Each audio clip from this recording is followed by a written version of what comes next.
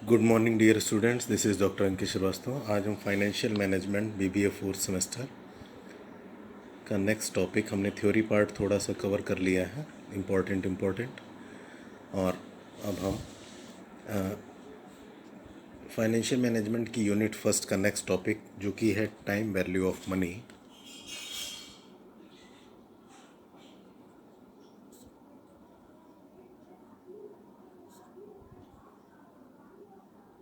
इसको शुरू करने जा रहे हैं। टाइम वैल्यू ऑफ मनी का क्या मतलब है?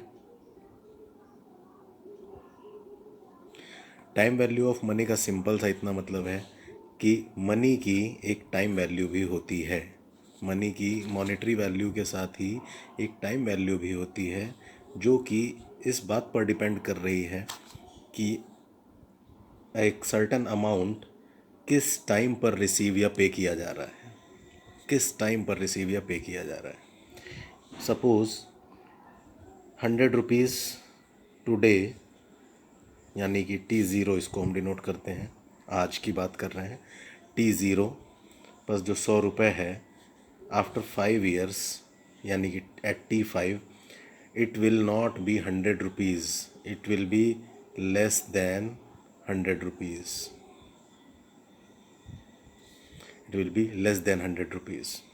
यानी कि समय के साथ इस 100 रुपये की वैल्यू कम होती जा रही है। इसका फाइनेंशियल मैनेजमेंट में क्या इम्पोर्टेंस है? फाइनेंशियल मैनेजमेंट में या किसी भी डेली रूटीन में, हमारी नॉर्मल लाइफ में भी, जो भी हम मनी रिसीव या पे कर रहे होते हैं उसमें उसके टाइम का बहुत इम्पोर्टेंस होता है। सपोज़ आपको आज 100 रुपये रिसीव करने का एक ऑप्शन मिले और दूसरा ऑप्शन मिले कि 1 साल बाद यही 100 रुपये रिसीव कर लीजिएगा, तो आप हमेशा आज को प्रेफर करेंगे, जिससे कि आप अपने प्रेजेंट कंजम्पशन को प्रेफरेंस देते हैं,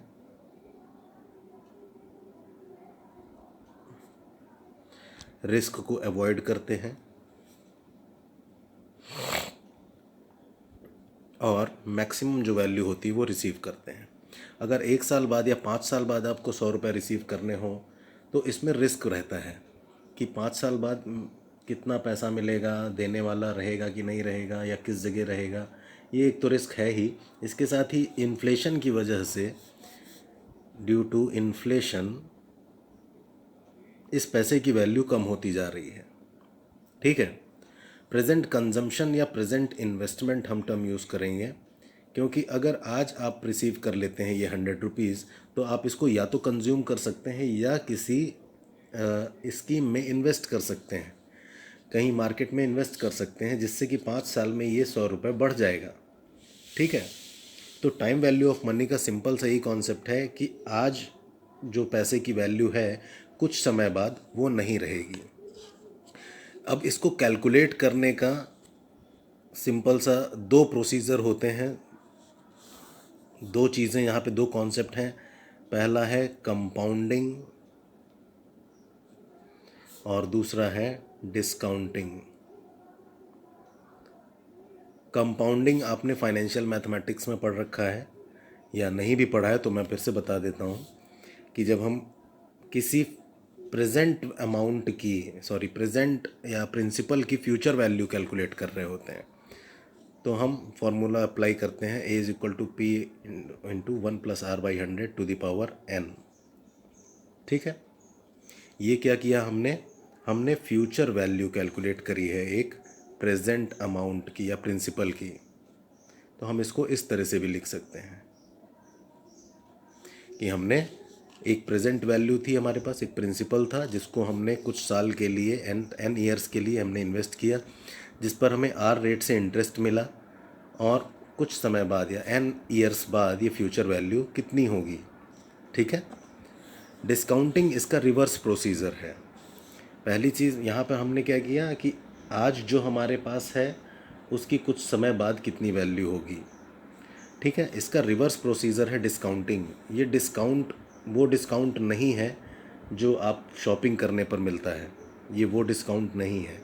ये डिस्काउंटिंग प्रोसीजर है जिसमें हम किसी फ्यूचर वैल्यू की प्रेजेंट वैल्यू कैलकुलेट कर रहे होते हैं। यानी कि कोई, मान लीजिए फ्यूचर वैल्यू है जो हमको फ्यूचर में रिसीव होनी है, उसकी अभी प्रेजेंट वैल्यू कितनी होगी, इस चीज़ को कैलकुलेट कर रहे हैं हम। तो इसी फॉर्मूले को जब हम इधर उल्टा कर देते हैं, यानी कि प्रेजेंट वैल्यू इधर रह गया 1+r/100 इधर जाएगा, तो ये इसमें अपॉन में आ जाएगा।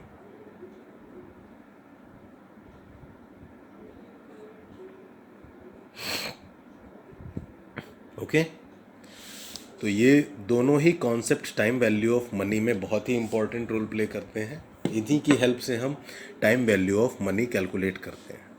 सपोज हमारे पास आज 10,000 रुपये है, तो 6% इंटरेस्ट रेट से 10 ईयर्स, या सॉरी बहुत लंबा हो जाएगा, 3 ईयर्स लेटर इसकी क्या वैल्यू होगी। तो हमने कैलकुलेट किया future value is equal to 10,000 into 1+6/100⁻3। ठीक है, यानी कि 10,000 इंटू 1.06⁻3।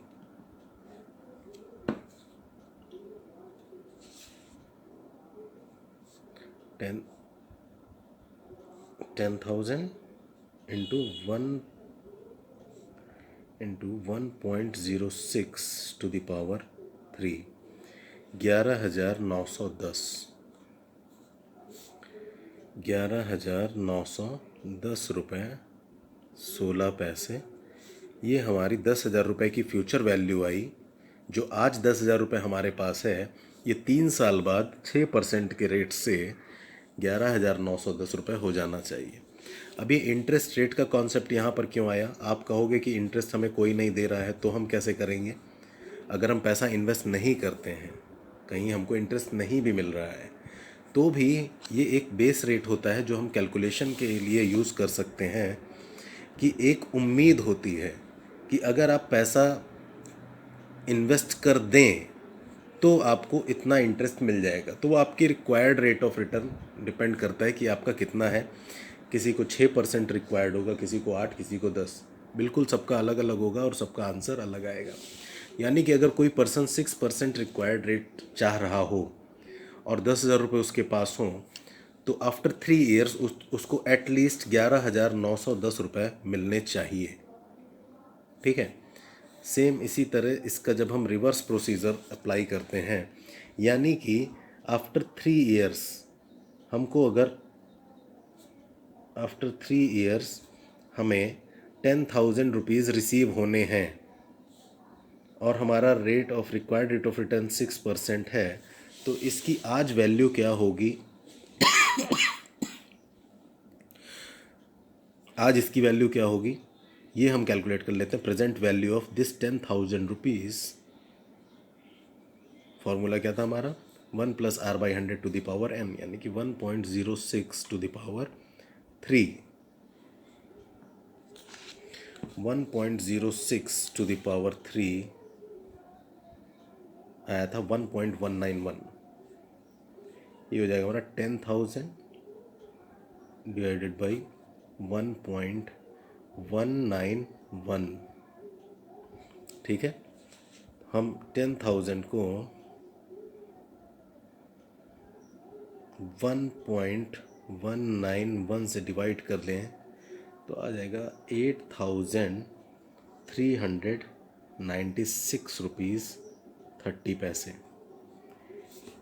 ये उस 10,000 रुपये की प्रेजेंट वैल्यू है जो 3 साल बाद हमें मिलना है या एक्सपेक्टेड है टू बी रिसीव्ड।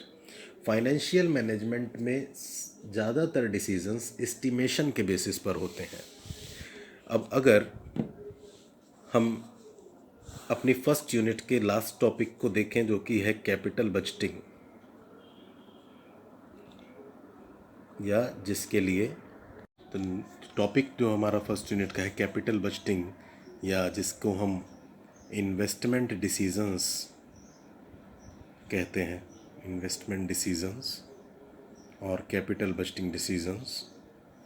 इसमें एस्टिमेशन के बेसिस पर ही ये एस्टिमेट किया जाता है, ये तय किया जाता है कि किसी प्रोजेक्ट से हमको आगे आने वाले समय में कितनी इनकम होगी, और फिर उसकी प्रेजेंट वैल्यू निकाल करके हम डिसीजंस तक पहुंच पाते हैं।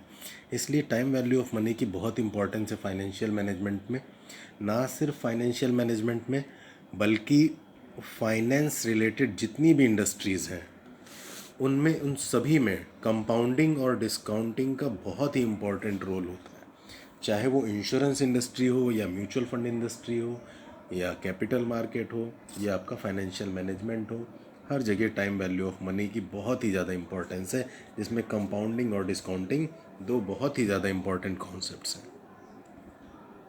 ठीक है, चलिए हम थोड़ा सा कैपिटल बजटिंग डिसीज़न की इंट्रोडक्शन पर आते हैं। कैपिटल बजटिंग डिसीज़न के फीचर्स की अगर बात करें, इसकी कैरेक्टरिस्टिक्स की बात करें एंड इम्पॉर्टेंस की बात करें, तो सबसे पहला है कि इसका हमेशा काफ़ी लॉन्ग टर्म इफ़ेक्ट होता है। Long term effects capital budgeting decision, चूँकि यहाँ पर कैपिटल इन्वॉल्व होती है, जिसका असर या रेवेन्यू पर असर हमको आने वाले कुछ समय बाद दिखाई पड़ता है। अगर हम कोई बड़ा इन्वेस्टमेंट करते हैं, यानी कि कोई कंपनी बड़ा इन्वेस्टमेंट करती है, सपोज़ एक नया प्लांट इस्टेब्लिश हो रहा है, कोई नया प्लांट इस्टेब्लिश कर रहे हैं, कोई नई फैक्ट्री डाल रहे हैं, तो उसमें पहले ही साल से कमाई होना शुरू नहीं होती है, बल्कि 3 साल, 2 साल, 3 साल तो उसको इस्टेब्लिश होने में लगते हैं। तो जब वो 2-3 साल में इस्टेब्लिश हो जाते हैं, तब तक एक बहुत ही अच्छा खासा अमाउंट खर्च हो चुका होता है और रिवेन्यू ज़ीरो होता है। लेकिन 3 साल या 5 साल बाद जब भी आपको अर्निंग स्टार्ट होती है, और वो भी हो सकता है कि पहले साल से ही जो अर्निंग हो, 3 साल बाद जब प्रोजेक्ट स्टार्ट हो, उसके बाद भी पहले साल इनकम उतनी ना हो जितनी एक्सपेक्टेड थी। ठीक है, यहाँ सब कुछ एक्सपेक्टेशन पे होता है और काफ़ी लंबे समय में उसका असर देखने को मिलता है।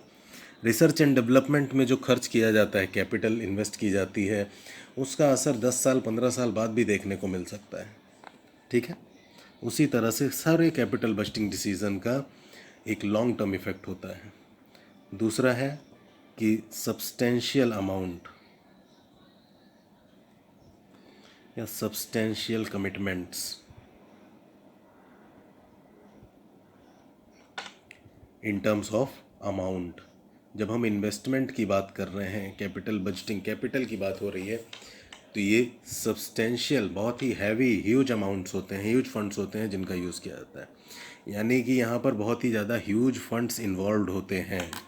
हर कैपिटल बजटिंग डिसीज़न में बड़े अमाउंट इसमें इन्वॉल्व होते हैं। इसका अपोजिट या इसका दूसरा पार्ट कह सकते हो आप, इस दूसरा पार्ट तो नहीं कह सकते, बट फाइनेंस का पार्ट कह सकते हो, जहाँ पर हमें डेली रिक्वायरमेंट होती है फंड्स की, जिसको हम वर्किंग कैपिटल डिसीज़न कहते हैं। ये कैपिटल डिसीज़न है वो working capital decision. Working capital होती है डे टू डे रिक्वायरमेंट के लिए। तो डे टू डे रिक्वायरमेंट के लिए बहुत ह्यूज अमाउंट नहीं नेसेसरी होता है, बहुत ह्यूज अमाउंट नहीं नेसेसरी होता है, लेकिन कैपिटल बजटिंग में बहुत ही ह्यूज अमाउंट इन्वॉल्व होते हैं। ठीक है, नेक्स्ट इम्पॉर्टेंस या फीचर है इसका irreversible in nature.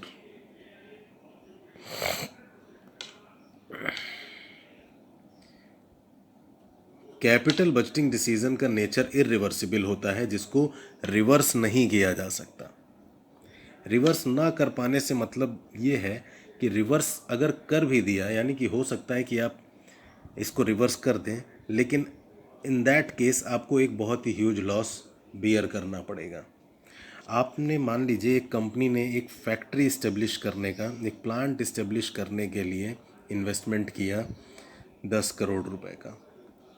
Factory establish हो गई या आधी ही हुई, यानी कि 4-5 करोड़ रुपए खर्च हो गए, और उसके बाद अगर कोई नया डिसीज़न लेना पड़े कि ये फैक्ट्री की तो जगह ही गलत हो गई, इस फैक्ट्री को तो इस जगह गलत नहीं होना चाहिए था, बल्कि हमें दूसरी जगह इसको लोकेट करना पड़ेगा, तो ये 5 करोड़ रुपए तो बेकार हो गए।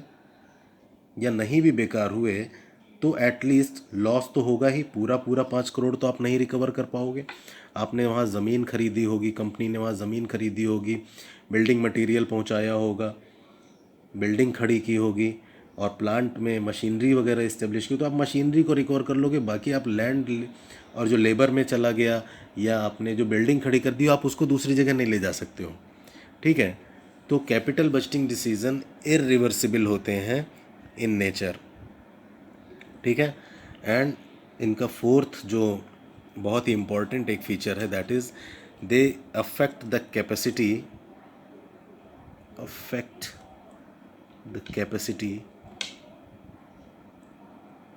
To compete। ऑब्वियसली अगर एक बड़ा इन्वेस्टमेंट किया जा रहा है तो आप मार्केट में कंपटीशन करने की जो कैपेसिटी है कंपनी की वो उस पर असर ज़रूर पड़ेगा। एक नया प्लांट इस्टेब्लिश कर दिया या रिसर्च एंड डेवलपमेंट में बहुत खर्च कर दिया है तो कॉम्पीट करने में की कैपेसिटी ज़रूर इम्प्रूव होगी। ठीक है, तो ये बेसिक फीचर्स हैं कैपिटल बजटिंग डिसीजंस के।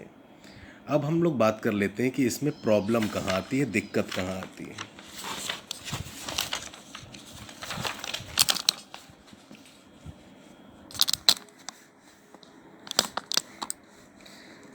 जैसा कि अभी हम लोग देख रहे थे कि कैपिटल बजटिंग डिसीजन में सब कुछ या ज़्यादातर चीज़ें एस्टिमेशन के बेसिस पर होती हैं।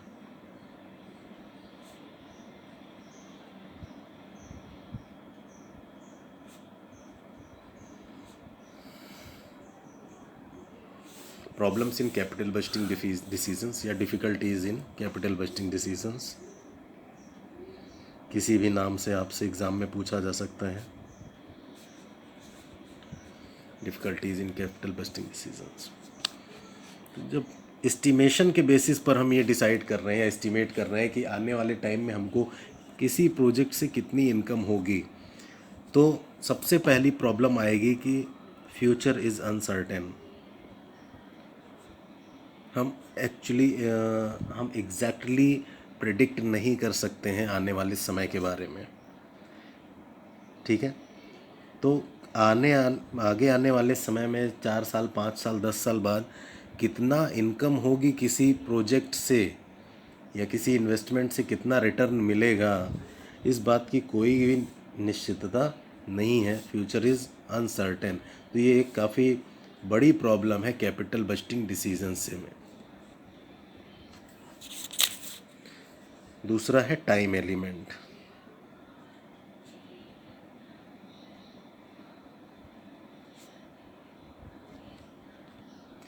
फ्यूचर अनसर्टेन है और दूसरी प्रॉब्लम है टाइम एलिमेंट की, यानी कि अभी जब हम टाइम वैल्यू ऑफ मनी को डिस्कस कर रहे थे तो उसमें यही था कि आने वाले समय में 1 ईयर 2 ईयर 3 ईयर्स 4 5 6 7 8 9 10 कितने भी सालों तक ये प्रोजेक्ट, इसका लॉन्ग टर्म इफेक्ट है कैपिटल बजटिंग डिसीजन का। और टाइम वैल्यू ऑफ मनी के अकॉर्डिंग यहाँ पर जो पैसा रिसीव होगा उसकी आज वैल्यू कितनी है, हम कितना एस्टिमेट करके चलें। ठीक है, तो यहाँ पर जो पैसे हमको मान लीजिए 1 लाख का रेवेन्यू जनरेट होने वाला है, तो आज हमें एस्टिमेशन तो उसका आज करना है, तो हम कितना मान के चलें, उसकी वैल्यू हम कितनी ले लें। ठीक है, तो यहाँ पर टाइम एलिमेंट को कंसीडर करते हुए एडजस्टमेंट करना पड़ता है टाइम वैल्यू ऑफ मनी के लिए। एडजस्टमेंट करना पड़ता है for time value of money.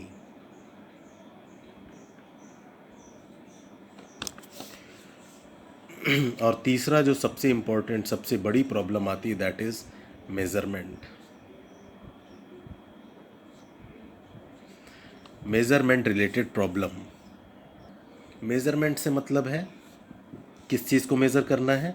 जैसे हमने यहाँ पे कहा कि 1 लाख, तो ये कैसे, किस तरीके से, किस मेथड से हम इस नतीजे पर पहुँचे कि हमको इस साल में इतनी इनकम होगी। ठीक है, तो कॉस्ट एंड बेनिफिट्स को मेज़र करने में सबसे बड़ी एक डिफ़िकल्टी फाइनेंशियल मैनेजर्स के सामने आती है। ठीक है, ये 3 बहुत ही बेसिक और बड़ी प्रॉब्लम्स हैं जो कैपिटल बजटिंग डिसीजन में लोग या कंपनीज फेस करती हैं। चलिए आज की क्लास में इतना ही, और इसके आगे हम लोग कल यानी कि नेक्स्ट क्लास में डिस्कस करेंगे। Thank you.